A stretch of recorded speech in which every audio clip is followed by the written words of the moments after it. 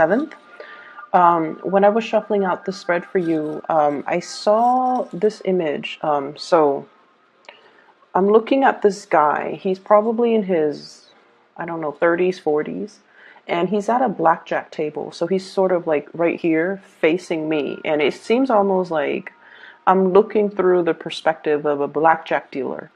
And I'm not familiar with card games, but I believe that's the game where you have to, all the cards have to add up to 21.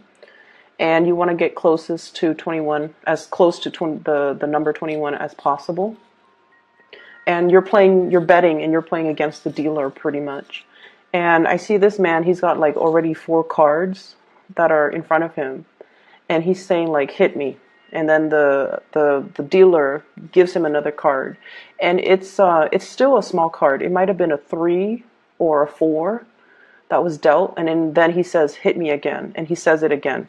So when I saw this image, I immediately thought that you're taking a big chance, you're taking a big risk because you feel like the gamble is worth it. It's almost like you're calling somebody's bluff, or you are doing something where there are a lot of risk involved, but there's also a huge payout involved as well.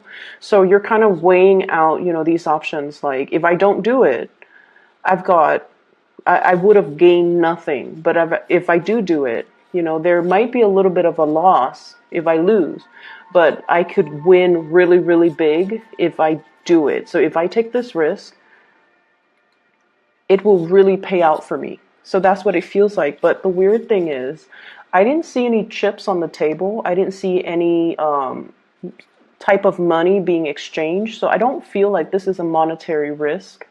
I just don't get that element. But for some of you, it very well could be a risky, like a financially risky endeavor that you're undertaking. But I just feel like this is something a little bit more from the heart, which is, a gamble on relationships, a gamble on love, a gamble on something that you feel deep down. It's almost like calling somebody else's bluff, okay? So when I translate that message into the cards, some of the things that I'm picking up here is there's definitely communication between you and another person. And I feel like the communication has to be very, very, very well thought out. And the communication has to be very tact.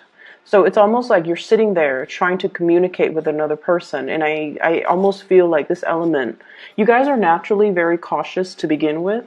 And I literally see like somebody typing an email or texting and spending a lot of time making sure that the wording is just perfect. Spending a lot of time making sure that, everything is spelled out correctly, everything is grammatically correct, that there are correct punctuations, there are correct numbers and figures and things like that. So there is something that you're doing very meticulously, that you're doing with the utmost care, because somebody else is going to review it or somebody else is going to read it. So I feel almost like this element about, wanting to communicate with somebody, measuring your words, weighing out the word choice, weighing out what you're going to say, and being extra careful about how you come across and how the other person is going to receive your message. It's almost like wondering, is this the right tone that I should use? Is this the right way in which I should communicate? Am I getting my point across? So you're really reassessing this piece of communication that you're sending off to somebody. And what I feel here, we do have, let me see, we do have 2 people that you're dealing heavily with for this week. I have here the King of Swords. So this is an air sign, Aquarius, Gemini, and Libra. And then I have the Queen of Cups, Pisces, Cancer, Scorpio. So these 2 figures will be very, very prominent in your life for this week at least. And what I feel is there is somebody that is they come across almost like they're always analyzing things. They might tend to overanalyze, and they might, you know, they're very intelligent, but I almost feel like they're a little bit more on the pessimistic end, okay? There's sort of like, oh, it's not going to work out. We should have a plan B. So in a way, they're very cautious as well, but I feel like they err a little bit more on the pessimistic end. And so they don't really do anything rushing right in. They're not impulsive. They take their time whenever they're confronted with a problem, whenever they're confronted with a crossroads, or whenever they communicate. So I feel like they're very measured, very methodical, and extremely, extremely like analytical. And they could read something and analyze it to death. Or they could like look at one situation and come up with like multiple scenarios where things can potentially play out, or where things can potentially go right, or where things can potentially go wrong. So I feel like this is almost like a strategist. It's somebody that has a lot of insights, a lot of foresight, and also they plan for every possible scenario. And so when you're dealing with this person, I feel almost like they're giving you a lot of different scenarios for you to mull over, for you to analyze. And I feel like in a way, dealing with them can be very refreshing for you, because I feel like a lot of the times you guys do, you know, get really stuck. It's almost like that tunnel vision. You know, you want to have things a certain way, and especially when you have an emotional pull towards something, it's almost like you trust your intuition so much that you're like, nothing can go wrong. My intuition is really pulling me in this direction. So I feel like that's where I'm meant to go. Okay, and this is you going for something. This is the Knight of Cups, and I feel like this is more your energy. Going passionately towards something, seeing something that you like, it triggers your senses. And you're just like, that's it. My intuition, my heart is telling me to go this way. There's nothing here that indicates otherwise, so I'm going to go for it. But I feel like this person is telling you, yeah, but if you do this, there are all these other things that you have to consider. And I almost feel like you deal with things that are in front of you, whereas this person deals with things almost from like a bird's eye view. They're looking at the totality of a situation. And they're like, well, if you take that route, you know, further down the line, there's going to be some blockages. Whereas if you take this route, it's a little bit more circuitous. It's not as straightforward, but you can circumvent this potential pitfall. So you're dealing with somebody who is like that, and that's why your communication has to be very, very methodical and very measured. I feel for some of you, this is almost like a person that you're trying to please. Okay, so when I say that, I feel like, you know, you care about this person. You're emotionally, there's some type of an emotional investment here. Because honestly, when you don't care about somebody, you don't care you don't care about their opinions, and you don't care how they perceive you. You just don't care. But I feel like you do care, and that's why you do things in such a measured way, because you want to please this person, and you want to, it's almost like you respect them. And so their opinions matters a lot to you. Their advice, their counsel, their opinions, whatever they say, it matters a lot to you. So that's what I'm seeing here. And if it's communication you're waiting on, it's going to take some time. If it's communication that you're waiting on from this person, I feel like it has to take some time. And I'm almost feeling, so the senses, okay, the senses. It's like someone who's, you know, this might be a separate message altogether. There is somebody that is really pulling or really appealing to your senses. So they could be, you know, very aesthetically pleasing to look at. Okay, so like you might be attracted to them, but I feel like it's a lot more than that. There's something about them that's very unique. And I feel almost like there's something about them that is very nurturing, that is very pure and innocent. And this is what I'm drawn to. This Two of Cups. It's somebody that is not afraid to be vulnerable. It's somebody who's, she's completely naked and she's okay with it. And it's almost somebody who's like it's like a naturalist, somebody who enjoys the simple things in life. They're not bogged down with status, money, power, prestige. They don't really care about those things. They have more of a heartfelt energy with them. They like simplicity. They like minimalism. They just, whatever the normal average person values, this person isn't like that. And so in a way, they're really unique. They're quite independent and they're quite fearless. And I feel like that's why you're really drawn to this person. I almost feel like this person, their attention is kind of focused elsewhere. That's what it feels like to me. It's like you're charging straight forward to this connection. And I feel almost like their attention is elsewhere.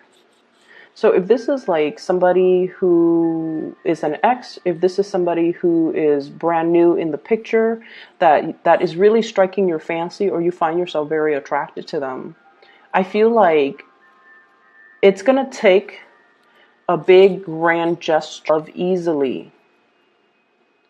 It's not somebody that's like that. And so it takes somebody pretty spectacular. It takes something spectacular to really capture this person. And every time I see birds or I see imagery with wings, it's somebody who might be flighty, or somebody who might be fickle, or somebody who is kind of afraid of commitment. Okay. And so going back to that image where you're at the blackjack table and you're just like, hit me, and you're calling the dealer's bluff. It seems like that to you, to me, where you're just like, you might be calling somebody else's bluff, or you might be, you might feel like somebody is being false, where they're pretending to be a certain way, but deep down they are a different way. And they might not even be aware of that they're sending out mixed messages, that they're sending out mixed signals. But I feel like you guys can really, you have really keen intuition, and you can kind of splice at the truth. And you can, within like 5 minutes of meeting somebody, really analyze them, even without meaning to, you can kind of like sum them up, and you would be very accurate with your assessment as well. But I just see this situation where it's almost like you might have it in your emotions that they are a specific way. And once you're set, your emotions are set, it's really hard for you to see outside of that framework. And this is true of all fixed signs. Okay, like the air signs, so like the Aquarius, the Leos, or even the Taurus. But with the air signs, once they form their opinions about a certain topic, about a certain stance, about a specific person, they don't really change. Okay, and then I feel like that's the same way with Taurus. Once they're fixed on a course of action, they don't deviate. And then I feel like, once again, you're at that blackjack table. It seems like you're accumulating a lot of cards and you're taking a huge gamble. And it's almost like, anytime now it's going to be a bust. It's going to exceed that 21 mark. But you're willing to bet. You're willing to go forward. So it's almost like the reality of the situation is you kind of need to stop while you're ahead. But then I feel almost like something is telling you to keep going.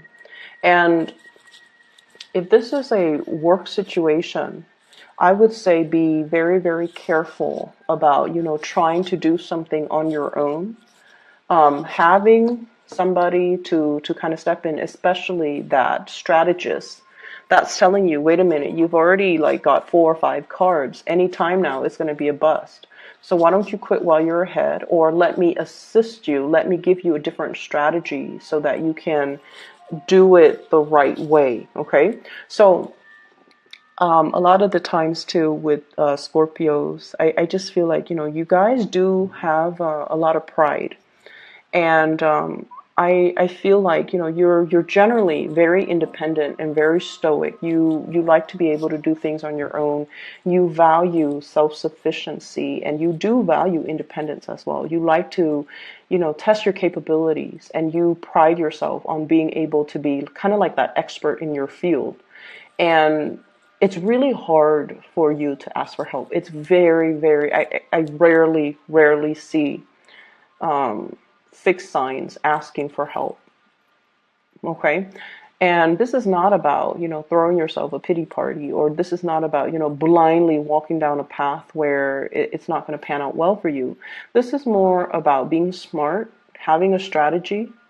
And if we feel like we're in a situation where our blood pressure is rising, where there's a lot of risk involved, maybe you need to consult somebody who might be an expert to be able to give you these hints, tips, guidance, counsel. I do see a need for financial planning coming into the picture. So what I have here is the Five of Pentacles. And the Five of Pentacles is, dealing with some type of a financial hardship. And then I have as well the Three of Pentacles. So this is sort of like, if we're doing this all on our own, the outcome is not looking too great. However, if we enlist the help of other people, it's almost like, one person cannot lift the weight of whatever this is. One person cannot mend a fence. One person cannot do it all alone. You risk injury. You risk accidents. So it's really important to ask for help. It's really important to say, you know what, this is a little bit too burdensome or too heavy for me. I'm going to need you to step in. So, asking for help, asking for assistance. And it could just be a helping hand. It could be financial assistance. Taking out a loan, for example, or even finding ways so that you can, better manage your financial resources. Finding ways in which you can, I'm seeing greatly shift money around, shifting money from savings to checking, shifting money from shifting funds around. So I'm also seeing like retirement pension and things like that, so that you can pay for something unexpected. And I also see like needing to do housing repairs, needing to repair fences. Things might have been blown out during the things might have been knocked down, things might have trickled in. So I feel some element here about having to repair some type of a dwelling. And you might need to, dip into your savings account in order to do that. And so a financial advisor, for example, could help you, find money, or get a loan for a really, really low interest rate, or even show you how you can write it off. So I feel like there's a need here to consult somebody rather than taking a gamble, rather than, sitting there and not looking at the all the cards that are on the table for you. In the work environment overall, you're getting a lot of love and a lot of support. Okay, and I know that sounds weird, but what I feel is you're very well received. So the people that are around you, there's a lot of collaboration. There's a lot of like creative problem solving. And I feel like, you guys like that. You guys like to solve puzzles. You guys like to figure, like, take things apart and try to figure out how the mechanics work, how things fit together. So I almost feel like there's a lot of these creative problem solving, using tools or using things for one purpose, and then it's almost like transferring that thing to a different to use to a different purpose, and it works. So there's a lot of creative problem solving. There's a lot of like talking things through with another person, and the person can provide you with a lot of insights. Okay, so I feel like it's a very collaborative week, and it's really not indicating to me that you should keep information to yourself, or you should try to test your luck and do it on your own. because like I said, you're getting a lot of love and a lot of support, and you're being looked at very, very favorably. So anybody will be more than willing to come to your rescue, to help you, to assist you, or even to sit down and, pick your brain. So it's really important to, try not to do it on your own, okay? I don't see a very busy energy, but I see this sort of like merry-go-round. When it comes to communication more than anything, when it comes to love, when it comes to relationships, when it comes to communication, it's just this revolving door is what I'm feeling. This revolving door, and merry-go-rounds, revolving door, all indicate cycles. All indicates like a situation that is very monotonous, that we want to get off. Like you just want it to end. You just want the ride to end so that you can get off and then like try a different ride. So there might be a situation where things are a little bit monotonous, where things are a little bit dry, where things are a little bit stale. And you might not feel like your heart is in it anymore.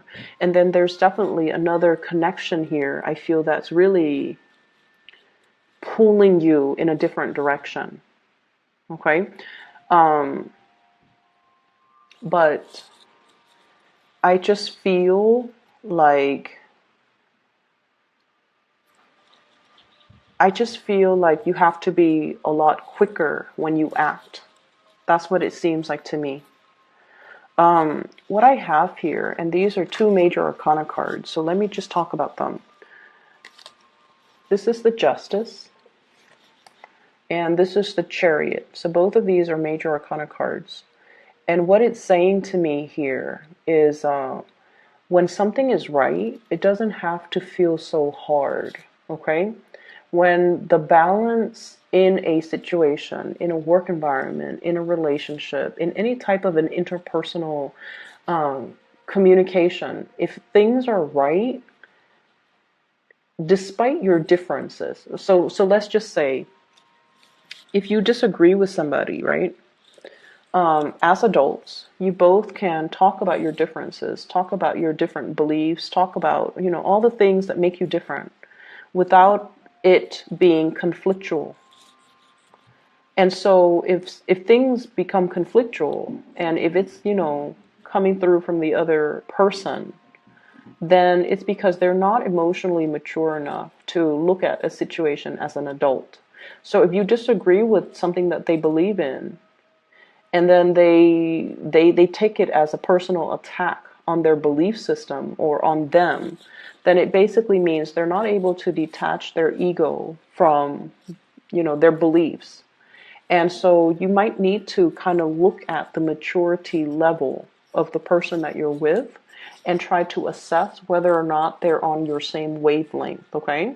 So the Justice here, the Justice card, is all about balance. It's all about recalibrating. And it's all about seeing both sides to the story.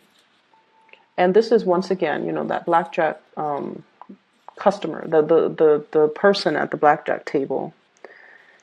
He's got it in his head that I'm going to win big, But then at the same time, seeing both sides of the story, seeing that, the dealer's cards are not revealed. So you might need to look at a situation in a little bit more of a realistic mindset. And you also have to kind of come into this sense of, if it's meant to be, it shouldn't be so hard, okay? I shouldn't have to try so hard to pull things forward on my own, because I definitely see there's a lot of resistance here with this Chariot card. And if you're dealing with a Cancer even, I feel like this is a very, very caring person, but for whatever reason, there's lack of momentum, lack of progress, or lack of movement in the right direction with this person. Okay, so this could be business, work, colleague, relationship, as well as love relationship. There's lack of consensus. There's lack of like common ideologies. The traditional Rider-Waite deck depicts the Chariot as two people that are very, very different from each other, and they're trying to move in the same direction. And it's strange because this deck is not showing me the horses with two different colors. It's showing the same color, And it shows me as well, you potentially could be dealing with another water sign. But for whatever reason, your interests, your goals, your life path, or the things that you're trying to pursue might not be in alignment with one another. All right. So I'm going to leave it at that. Scorpios, I hope that the reading is helpful for you as you navigate this energy for this week. I'll be back next week, okay? And I wish you the best. Take care of yourself.